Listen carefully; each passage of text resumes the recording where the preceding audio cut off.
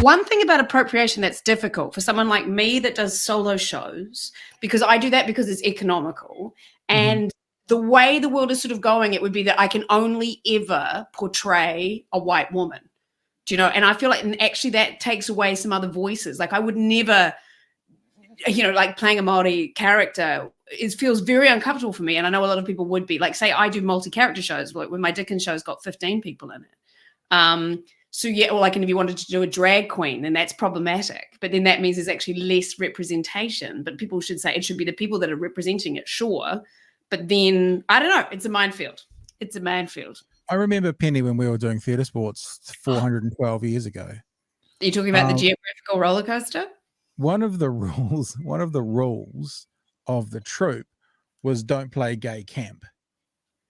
Like if you were going to have a character, that's half the characters gone. But that sort of what I was going to say. I've just watched this horrifically trashy television program, which I love, called Is It Cake?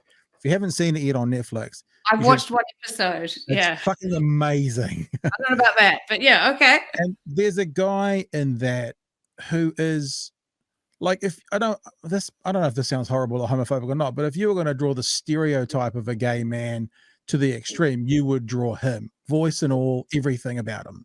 Right now, if I was to portray him, let's say I was doing a skit show, portray him in a skit show, I would have to play at camp, but then would that be homophobic? But it's like we were talking about this the other day with Muktes, Penny, but one of the biggest things that came out was about punching up and punching down. Because one of the things I said was, I can do an Irish accent, I can do a Scottish accent, I can do a South African accent, I can do an American accent, but if I do an Asian accent, whoa. Yeah. And, and I get that. And exactly. But Irish have been punched down for a long time. No dogs are Irish. But it's kind of what you look like, because I've thought about this at length. And one thing we've started doing with theatre sports, or stopped doing, is the geographical roller coaster and the geographical replay.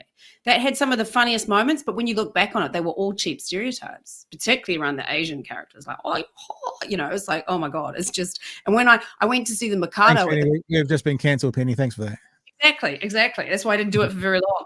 I went to Mikado at the Court Theatre, and it was just all people going Kawasaki, Mitsubishi, and all this sort of stuff, and it was horrendous. Like I just felt so uncomfortable. So we definitely moved on from that, but it's not an easy conversation. You know what I really think it is, and I think that there needs to be some people out there with balls to do this. And do you know what? To be honest, because I'm insignificant in this community and society, because our numbers are so small, I'm perfectly happy to have the balls to do it because I can't be cancelled. You can't cancel nothing. And it's that if you're not doing it out of malice and if you're not punching down, you can basically do whatever you want. That's the rule. Now, if I'm there's nothing that I'm going to do, but I thought about this. I was watching another thing. It was another horrific reality show on Netflix. It was a dating show, and there was a couple of Indian, as in subcontinent, the continent of from Asia, Indian family, and the parents are born in India, and the kids were first generation out. And I knew that the parents would have an accent, and I knew, based on a lot of Indians that I've known and grown up with through the years, that the family would be incredibly happy if their Indian son connected with an Indian daughter. Their ancestry would be the same. And I said something like, I can just imagine them going home and go, oh, you found yourself a very nice Indian girl. And you know what? It's exactly what the parents said when they came home and they joined each other. And I wasn't saying it in a context of mocking, but because I did the voice, I had this thought, can I do that on the show? I've just done it on the show. But it was very good. It was accurate. But that's the other thing. I'm a very good mimic. I'm very good at doing accents. I have been all the way through. And it was accurate, and it wasn't mocking them. It was actually acknowledging what they were going to do and what they were going to say. I know that whole thing that you just, it's like, because that new movie, Disney movie, Turning Red, which is bloody marvelous, and it's got some very hilarious jokes about Asian parent stereotypes, but because it's been made by Asians, it's like, we just can't now. And I really don't think we can. We just can't. I can make jokes about epileptics, but if you try and make jokes about epileptics, it's about being mean because I'm epileptic. No, I don't agree with you. I can make jokes about epileptics and wouldn't be seen as a big deal. There might be a very, very, very subset of subsections of the community that might try something, but compared to making jokes about a culture, It's nothing the same. It's not the same You at all. say that to somebody who's epileptic. Do you know what I mean? It's like everybody's got their thing. So that's, somebody who's having lots of seizures and someone's all like, at them, like this sort of shit, which happens. And Yeah, that would be the definition of punching down. You're basically mocking them. Would. And it's so true, but the only people that can really define what's punching up or down are the people themselves. And that's absolutely. But punching up or punching down is also intention. Like if I'm and look, this is it's so sort of nuanced, this conversation. There's nothing that I can think about that I would do. So I'm very much approaching this from a theoretical point of view. Yeah, but I don't know. Anyway, I just think it's easy for you to do that because you're not part of, you've got things that maybe you've been attacked for, what have you, that are about you. So I'm cutting across you. But it's just like, because I don't think it's up to us to decide what other communities can be offended by. But no one else can tell me my intention, and the intention is the punching up or punching down. Yes, but no one else can tell you. You can't define for other people how they react to what you've said.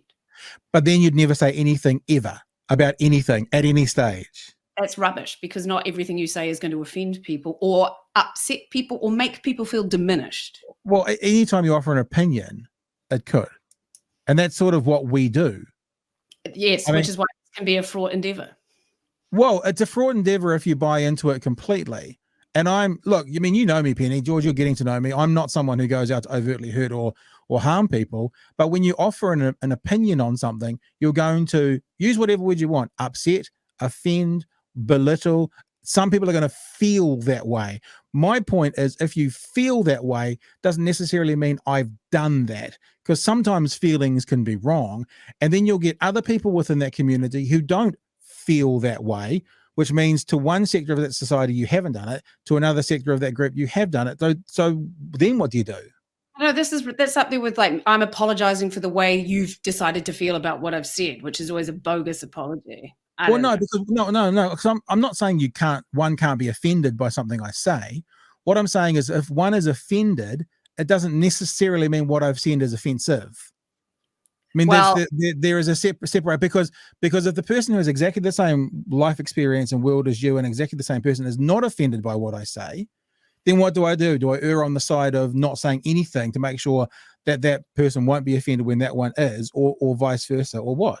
I just think that you can have a bit more of a consideration about what you say when you give an opinion that isn't necessarily going to be causing someone harm. That's, and this is why one thing I will say is I do get sick of a lack of nuance around any conversation. Like, so if you have anything about, I can maybe understand how sometimes women want their own space. You're a TERF, even though that's not true, so, and I'm happily, I'm not transphobic in any way, shape or form, but as soon as anybody says anything like that, then they're cancelled. Yeah. So I find that frustrating. But you're just echoing what I've said. Because the thing is, as soon as you go into nuance and you don't go black and white, you're offending someone somewhere. That's the whole point I'm making. I will make an effort not to do that. But if I do that inadvertently, I will learn from it, and I shouldn't be cancelled in that process. And I think actually you and I are actually saying something quite similar, just from a different perspective, because I think that actually the example you've just given is exactly that. So, for example, within that world, and we're not going to get into this conversation today, but there are some people who mention something that's accurate within the realm of science, and another sector of society finds that transphobic or degrading or whatever. So does that mean they don't mention the thing that's accurate within science to not offend those people, or do they mention the thing that's accurate within science? What if they're a scientist and that's what they're studying? So that's what I'm saying. Just because someone's offended by something, and I'm not doing this as a coverall. I'm not saying I don't care if you're offended. I'm just saying if someone is offended by something, doesn't necessarily mean what's said is offensive. It might be true and accurate. We were talking about primarily as jokes, though, right? Too. Yeah, sure. That's a whole different situation. Like when you're just mining it for jokes on stage, like, Jimmy Carr, some of that shit that he did in his new stand-up special, I find revolting.